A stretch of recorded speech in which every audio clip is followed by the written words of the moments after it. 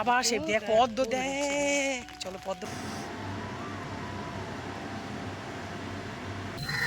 Hello বন্ধুরা, কেমন আছো তোমরা? আশা করি সকলে খুব খুব ভালো আছো। আর জানো, এখন একদম সকাল সকাল 7টা বাজে। আমি একটু আগে ঘুম থেকে উঠেছি, উঠে ফ্রেশ হয়ে টুকটাক বাসি কাজ করে চলে এসেছি রান্না করে টিফিন বানাতে। এখানে তরকার ডাল সেদ্ধ হতে বসিয়েছি, আর এই পাশে দুধের চা বসিয়েছি। আর আমি আমার আজকের ব্লগ এই মুহূর্ত থেকেই শুরু করছি।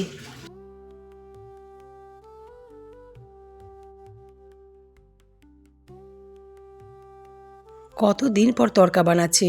বিকেলের দিকে যদিও বা বানাই, সকালের দিকে তো একদমই তড়কা বানানো হয় না। আর বিকেলের দিকেও না, ইদানিং একদম কমে গেছে তড়কা বানানো। তার কারণ কি বলতো, আমাদের এখানে না রুটির দোকানে খুব ভালো তড়কা পাওয়া যায়। বাদলের দোকানের তড়কা নাম করা, জানো তো। তো ওখান থেকে বর যখন রুটি আনে, তখন 1 প্লেট 2 প্লেট তড়কা কিনে নিয়ে চলে আসে। ঠিক এই কারণেই জানো তো, আমার ইদানিং তড়কা বানানো একদম কম হয়ে গেছে। যদি কিনে নিয়েই চলে আসে, তাহলে আর শুধু শুধু কেন বানাবো। আর তড়কা আজকে বানাচ্ছি একদমই না ডিম ছাড়া। ফ্রিজে আমার হাঁসের ডিম আছে, কিন্তু মুরগির ডিম একদম শেষ হয়ে গেছে। ঘরে ময়দা আছে, গতকাল রাতেই বর ময়দা নিয়ে এসে, তবুও আটার পরোটা করলাম। কেন বলো তো, ফ্রিজে জানো তো আমার বেশ খানিকটা আটা মাখা ছিল, সেটাই সকালে কাজে লাগিয়ে দিলাম। টিফিন একদম রেডি, এবার বরকে খেতে দিয়ে দিচ্ছি। কারণ তার সময় যদি একটু এদিক ওদিক হয় না, সে না খেয়ে অফিসে চলে যাবে। তার কারণ হলো, সে না খাওয়ার সমানে বাহানা খোঁজে।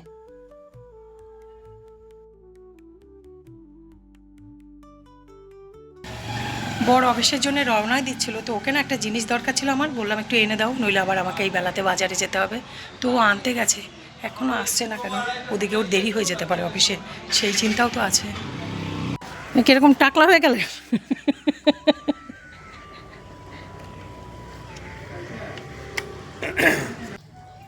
বর তো অফিসে চলে গেছে, আর আমি এবার খাবারটা খেয়ে নিই।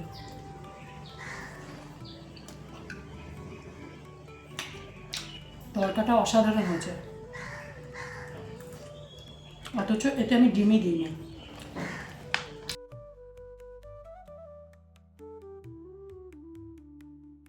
এত বর্ষাতে না, জামা কাপড় শুকাতে 2-3 দিন সময় লেগেই যাচ্ছে।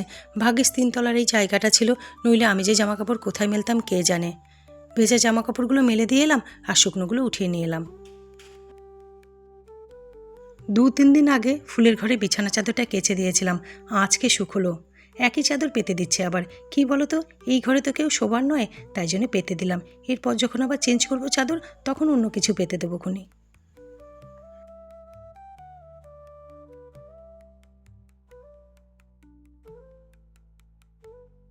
বিছানাটা একদম গুছিয়ে দেখো পরিষ্কার করে নিয়েছি।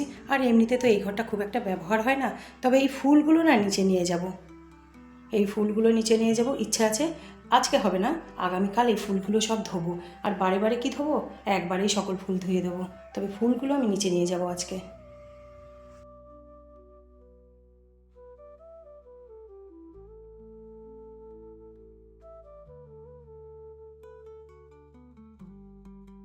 ঘরের ফুলগুলো যে খুব নোংরা হয়েছে তা নয় কিন্তু, দেখো বেশ পরিষ্কারই আছে।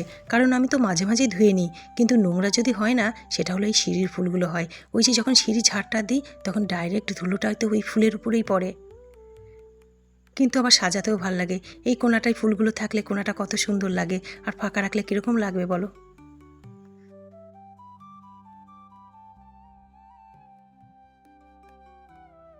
আজকে তো ফুল ধুতে পারলাম না, কারণ ওগুলো ধুতে গেলে না আমার অনেকটা টাইম লেগে যেত। আর আজ তো বৃহস্পতিবার, ঠাকুর ঘরে আমার অনেক কাজ আছে। এদিকে যদি এতটা টাইম লাগাই না, ওদিকে আমার বড্ড দেরি হয়ে যাবে। তাই ফুল না ধুতে পারলেও ফ্লাওয়ার ভাসগুলোকে ভালো করে ধুয়ে রেখে দিচ্ছি।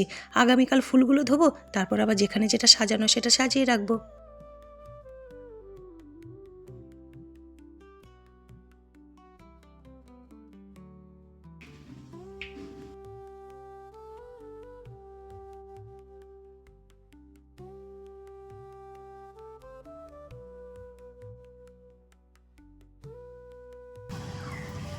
এইগুলো তো বাইরে রাখলে ভালো হতো, জলটা ঝরে যেত, তুলে এনে ঘরে রেখে দিতাম।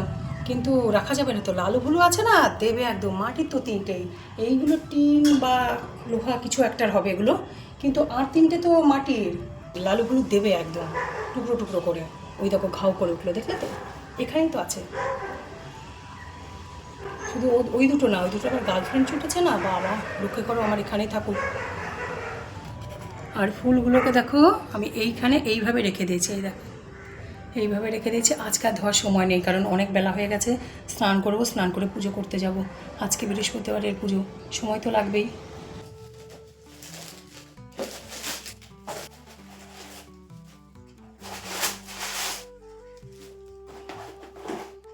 ফ্লিপকার্ট থেকে না এই চটিটা অর্ডার দিয়েছিলাম, দেখে তো ঠিকই মনে হচ্ছে, পায়ে দিয়ে দেখি।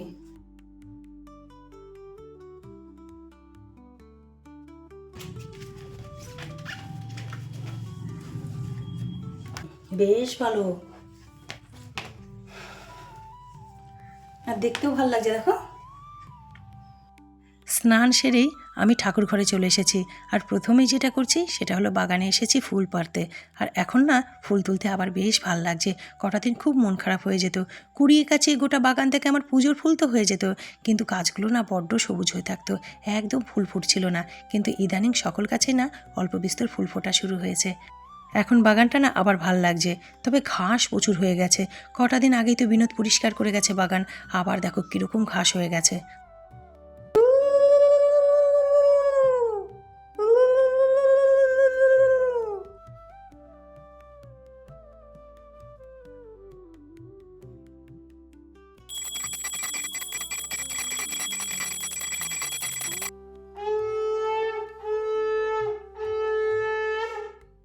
আজ তো বৃহস্পতিবার, আর এই সপ্তাহে একদিনই তো একটু বাড়িতে ধুনো দিই, ঠাকুর ঘরে ধুনো দিই, তো যথারীতি আমি ধুনো দিচ্ছি। তবে আজকে না পুজো কমপ্লিট করার পর ধুনো জ্বালাচ্ছি। কেন বলো তো, আগে যদি জ্বালাতাম না অনেক ছোবড়া লাগবে, আর ছোবড়া আমার প্রায় শেষ হয়ে গেছে, আনতে হবে, আর 1-2 দিনই হবে।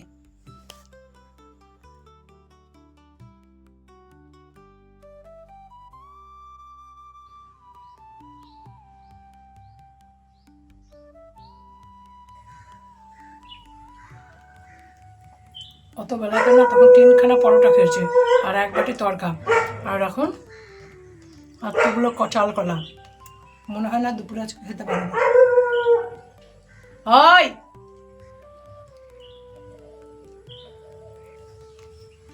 পেট ভরে গেল, আর দুপুরে খেতে পারবো না। কই রে, চলে গেল, কোথায় চলে গেছে তারা? লালু আর ভুলুর গার্লফ্রেন্ড, দুটোর না খুব মিল, জানো তো।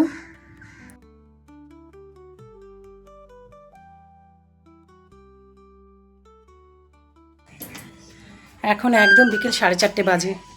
আমি ওবেলাতেই বলছিলাম না যে বিকেলে আমার একটা কাজ আছে, তো আমি সেখানে যাচ্ছি, কাজটা মিটিয়ে আসি, কারণ ওখানে দিনে দিনে কাজ মেটাতে হবে।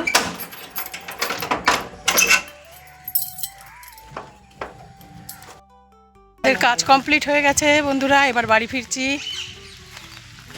আবার সে দেখ পদ্ম দেখ সাপের মধ্যে। এক তো সন্ধে সন্ধে হয়ে গেছে, আর তার উপর জানো তো আমার ক্যামেরাটা অতও ভালো না, তাই আমি তোমাদেরকে পদ্ম ফুলগুলো দেখাতে পারলাম না।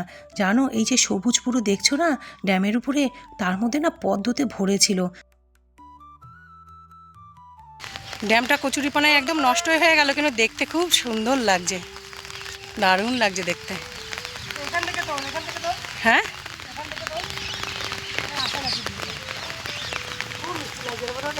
এর মধ্যে মনে হচ্ছে হেঁটে চলে যায়, শুয়ে পড়ি।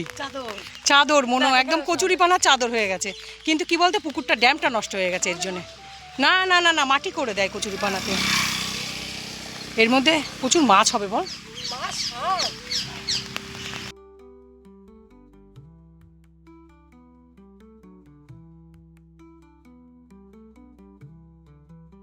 এখন সন্ধে 7টা বাজে, বাইরে না মুষলধারে বৃষ্টি হচ্ছে, আর আমি রান্নাঘরে চলে এসেছি তালের বড়া বানাবো তার প্রস্তুতি নিতে।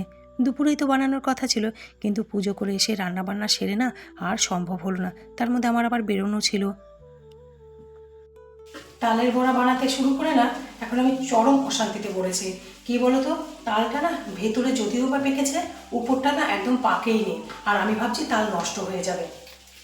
আমি তালের এই খোসাটা না ছাড়াতেই পারছি না, কিছুটা পেরেছি কিছুটা পারছি না।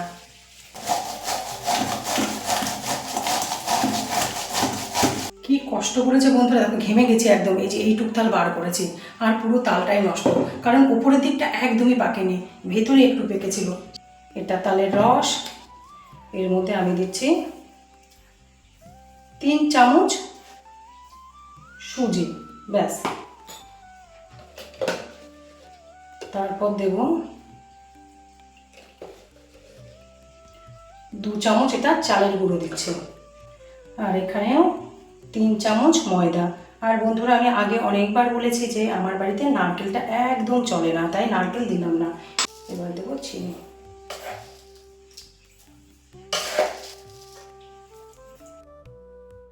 আমি আজকে তালের বড়া ভাজছি, আর আমার সোনা মেয়েটার কথা না আমার খুব মনে পড়ছে। ও এসেছিল না, তখন বারবার বলছিল, 2-3বার বলেছে, মা তালের বড়া ভাজো না, তালের বড়া ভাজো না। জানো তো আমাদের একটু নিয়ম আছে, আমাদের মনসা পুজোর আগে তালের বড়া খেতে নেই। এবার যদিও কাল ও সুচ, ওটা তো একটা কারণ আছেই। আর তারপর জানো তো, আজ করব কাল করব করে না মেয়ে ফট করে 2 দিন আগে চলে গেল। আর ও যখন এসেছিল, ওর বাবা এই খাবার আনছে, ওই খাবার আনছে, ঘরে রান্না হচ্ছে, এদিক ওদিক মেয়েটাকে নিয়ে একটু বেরোচ্ছি, সকল কিছুর মধ্যে না মেয়েটাকে আমার তালের বড়া খাওয়ানোর আর হলো না। আর বন্ধুরা, এবার টাটা করার পালা। তোমাদের সঙ্গে আবার দেখা হবে নতুন ব্লগে। তোমরা কিন্তু ভালো থাকবে, সুস্থ থাকবে। তোমাদের সঙ্গে আবার দেখা হবে নতুন ব্লগের সাথে। বাই।